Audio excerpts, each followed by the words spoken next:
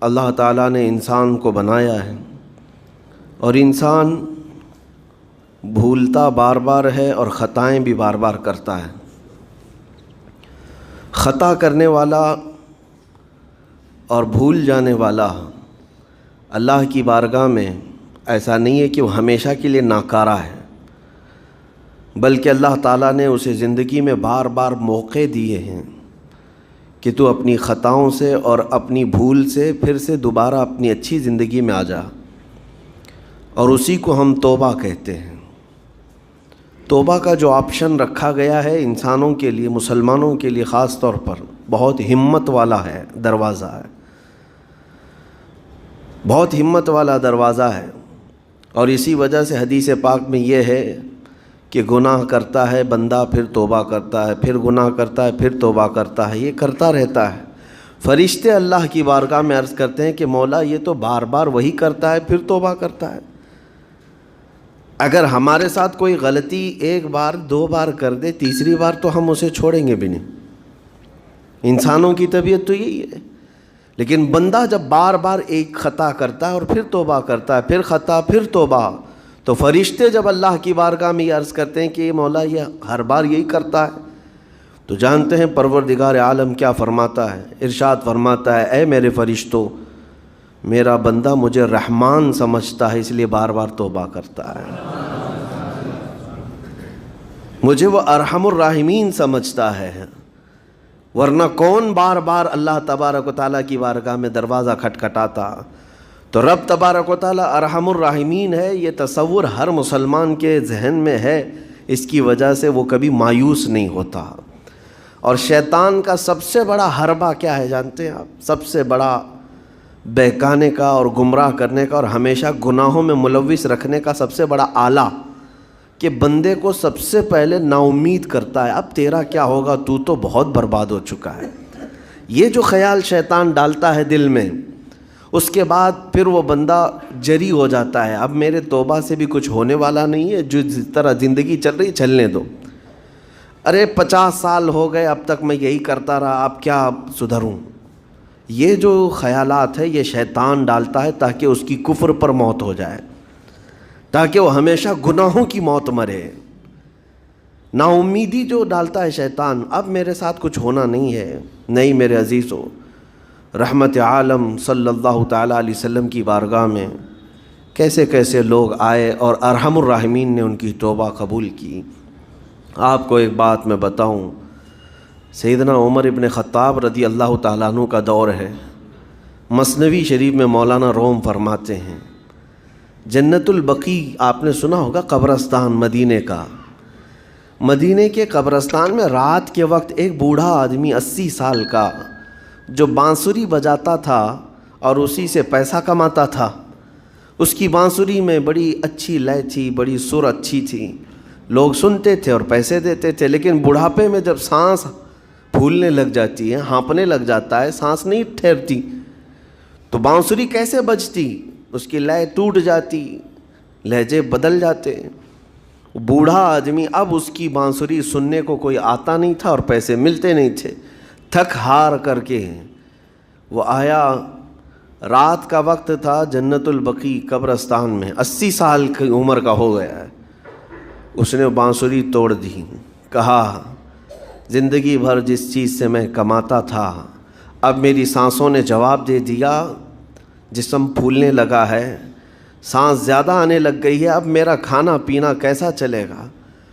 خیر ارحم الراحمین، ہوں تو تیرا ہی بندہ، میرے اہل و عیال نہیں، میرے رشتہ دار نہیں، مجھے اگر تو بھوکا مارنا ہے تو اسی قبرستان میں مار دے، یا اگر میری زندگی باقی ہے تو میرے رزق کا انتظام کر دے۔ وہ رو رہا تھا 80 سال کی عمر میں۔ جب بندہ لاچار و مجبور ہوتا ہے تو پروردگار کو ہی یاد کرتا ہے۔ جانتے ہیں عمر ابن خطاب رضی اللہ تعالیٰ عنہ امیر المومنین مسجد نبوی میں تھے اور ان کی آنکھ لگی تھی، خواب میں رسول پاک صلی اللہ تعالیٰ علیہ وسلم تشریف لائے، کہا عمر اللہ کا حکم ہے جنت البقیع میں جاؤ، ایک بھوکا آدمی کھڑا ہے، اپنے گھر سے کھانا لے جاؤ اور اس کی ضرورت کا انتظام کرو۔ نیند کھلی تو آپ نے دیکھا اللہ کے حبیب صلی اللہ علیہ وسلم کی طرف سے حکم آیا اور رب ذوالجلال کا حکم ہے. گھر سے عمدہ کھانا لیا تو شادان لے کر کے کچھ مال و متاع بھی لے کر قبرستان میں گئے. ڈھونڈا کون ہے یہاں پر, تو دیکھا کہ ایک ہانپتا کانپتا ہوا 80 سال کا بوڑھا روتا ہوا نظر آیا. امیر المومنین اپنے ہاتھ میں توشادان لے کر اس کے قریب گئے. کہا تو بھوکا ہے؟ کہا ہاں بھوکا ہوں. بیٹھ چل میں تجھے کھلاتا ہوں. دسترخوان بچھا کر اسے اپنے ہاتھوں سے کھلایا اور اسے اپنی ضرورت کے مطابق جو ضروریات تھیں اس کی ضرورت کے مطابق وہ ساری چیزیں دی. وہ بوڑھا پوچھتا ہے آپ کون ہیں؟ حضرت عمر فاروق نے کہا میں عمر ابن خطاب ہوں. وہ ڈر گیا. حضرت عمر سے کون نہیں ڈرتا تھا کہ کہیں یہ کھلا پلا کر کے مجھے کوڑے نہ ماریں کہ زندگی بھر بانسری بجانے والا آج پکڑا گیا ہے, ہاں آج مجھے یہ سزا نہ دے دے. وہ کانپنے لگا. کہا کہ آپ یہاں کیسے؟ حضرت امیر المومنین کہتے ہیں میں خود نہیں آیا, مجھے اللہ کے رسول نے بھیجا اور رب تبارک و تعالیٰ کا حکم آیا تھا کہ تو بھوکا ہے اور تو نے رزق مانگا ہے اور مجھے تیرے رزق دے کر کے بھیجا گیا ہے. وہ چیخ مار کر کے گر پڑا زمین پر اور رونے لگا اپنے ہاتھ پھیلا کر. کہا سچ فرمایا مولا تو ارحم الراحمین ہے. 80 سال تجھ سے دور بھاگتا رہا, ایک بار کیا تجھے میں نے پکارا, تو نے وقت کے امیر المومنین کو کھانا دے کر بھیج دیا. اللہ رب العزت کی بارگاہ میں نا امیدی اور مایوسی جو شیطان لاتا ہے اس سے بندے بھٹک جاتے ہیں, بہک جاتے ہیں, انہیں توبہ کی توفیق بھی نہیں ملتی. اسی لیے میرا مولا فرماتا انا عند ظنی عبدی بی. رب تعالیٰ فرماتا میرا بندہ میرے بارے میں جیسا گمان کرتا ہے میں اس کے ساتھ ویسا سلوک کرتا ہوں. تم کیا گمان کرتے ہو؟ وہ سخت پکڑ کرے گا, ابھی مار ڈالے گا. وہ غفار ہے, قہار ہے, جبار ہے, لیکن ساتھ میں وہ ستار بھی ہے, وہ رحمان بھی ہے, رحیم بھی ہے. اگر رب تبارک و تعالیٰ ہر چیز پر پکڑ کرتا تو ہمارا تو جینا ہی نہیں تھا. یہاں پر اتنے گناہ ہو چکے. اور وہ رب تعالیٰ فرماتا وسعت رحمتی کل شیء, میری رحمت نے ہر چیز کو گھیر رکھا ہے. اللہ رب العزت بندوں کو معاف کرنے کا اظہار زیادہ فرماتا ہے. اور جانتے ہیں آپ گناہ جب عام ہوتے ہیں, میں آپ کو اپنے گھر کی بات بتا دوں. میرے گھر میں آپ 4 دن کے مہمان بن کر کے آئے ہیں. کبھی میری کھڑکی توڑ رہے ہیں, کبھی دروازہ توڑ رہے ہیں, کبھی ہمارے گھر کے برتن پٹک رہے ہیں, کبھی فرشی اکھاڑ رہے ہیں. کب تک برداشت کروں گا؟ آپ کو نکال کر باہر کر دیں گے. مہمان نہیں, یہ بلا ہو گئی, یہ گھر سارا اجاڑ رہا ہے. ایک چیز پر چھوڑ دیا جائے, 2 چیز پر چھوڑ دیا جائے, یہ انسانوں کی فطرت ہے, انسانوں کی فطرت. لیکن رب کائنات اپنی کائنات میں ہم بندوں کو اتارا ہے, ہم نے کیا نہیں بگاڑا اس اپنے گناہوں سے اس کی زمین کو لال کر دیا. ہاں اس کی نافرمانی سے ہم نے اس کائنات کے رنگ کو بدل دیا. کھلے عام گناہ, ننگا پن, بے حیائی, عیاشی, سب کچھ ہوتا رہا. اس کی کائنات ہے, اس کی زمین ہے, اس کی سلطنت ہے. اور ان گناہوں کی وجہ سے جانتے ہیں آپ سمندر اللہ کی بارگاہ میں عرض کرتا ہے کہ مولا تو مجھے اجازت دے دے, میں ایسی طغیانی لاؤں گا کہ یہ سب ہلاک ہو جائیں گے. ہوائیں اللہ سے اجازت مانگتی ہیں تو مجھے شدت دے دے, میں اتنا تیز اڑاؤں گی کہ ان کے پرخچے اڑ جائیں. لیکن جانتے ہو اللہ کی طرف سے جواب کیا آتا ہے؟ سمندر کو بھی رب تعالیٰ فرماتا ہے, ہواؤں کو بھی کہتا ہے رب تعالیٰ رک جاؤ, میں میرے بندوں کے انتظار میں ہوں, میرے بندوں کی توبہ کے انتظار میں ہوں کہ میرے بندے میرے پاس لوٹ آئیں گے.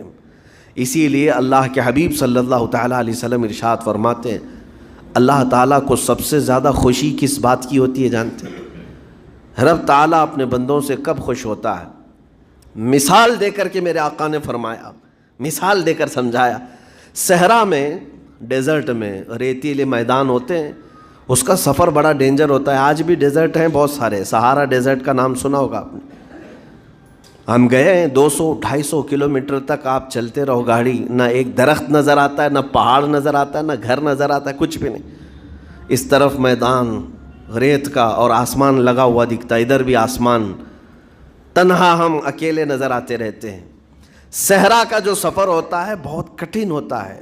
نبی پاک صلی اللہ تعالیٰ علیہ وسلم مثال دیتے ہوئے ارشاد فرماتے، ایک بندہ اپنی اونٹنی لے کر، اس پہ ساز و سامان لے کر کھانے پینے کا صحرا کے سفر پر تھا، اور صحرا میں کھانا پانی بہت مقدار میں لی جاتی ہے کیونکہ کچھ ملتا نہیں، اور جلد سے جلد وہاں سے سفر گزار کر کے آنا۔ ایک بار اگر راستہ بھٹک گیا موت ہو جاتی ہے، وہاں پہ راستہ ملے گا نہیں، جس طرف بھی جاؤ تو لگے گا سیدھا ہی چل رہا ہوں، ڈائریکشن ہی نہیں پتہ ہوتے صحرا میں۔ حضور پاک صلی اللہ علیہ وسلم فرماتے ہیں ایک بندہ صحرا کے سفر میں اپنی اونٹنی کے ساتھ ساز و سامان لے کر سفر پر تھا، بیچ راستے میں اسے نیند آئی، سویا، سو کر کے اٹھا تو دیکھا اس کی اونٹنی ساز و سامان کے ساتھ غائب ہے، صحرا میں، بیچ صحرا میں۔ اب جو سواری تھی وہ غائب ہے، کھانا پانی تھا وہ غائب ہے، کچھ نہیں ہے ساتھ میں۔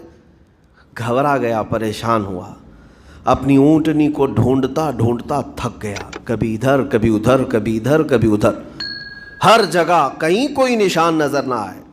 اور جب سواری نہیں ہے تو اب کئی 100 کلومیٹر کا بغیر کھانے پینے کے کیسے سفر کرتا؟